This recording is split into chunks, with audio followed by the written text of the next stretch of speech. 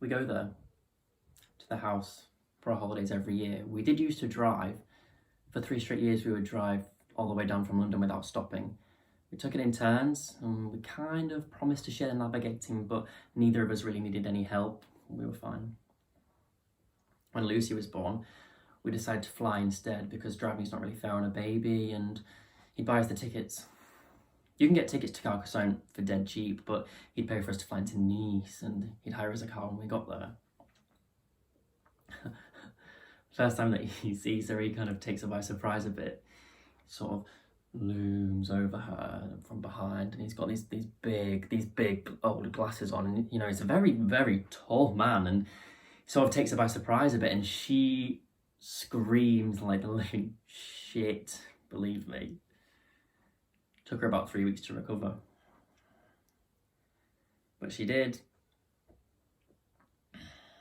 And then she starts shuffling across the floor to reach him, and she starts kind of reaching her hands up and making these weird noises, which basically meant, put me in your lap and read me a story, you funny old fucker.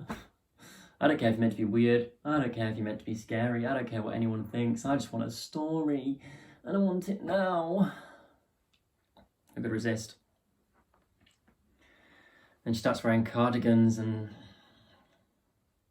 that's me done for. This one time I say to him, if there's a God, what does he look like? And the question kind of takes him by surprise a bit. But eventually he does say that he thinks that yes, God is probably a man. So I say to him, what does he look like? Does he have a beard? Does he wear robes? Does he have long grey hair? And he says to me that the thing about God is that whatever I think he will look like the exact opposite to that. And whatever he is least likely to look like, well, that is what he will look like. So I say to him, if he thinks that God looks anything like Gary Glitter, and he tells me to stop being so bloody silly, and I say to him, well, if you can't tell me what God looks like, if you don't know what God looks like, and he doesn't look like anything, then how do you know he isn't anything more than just an idea? Just something that you made up?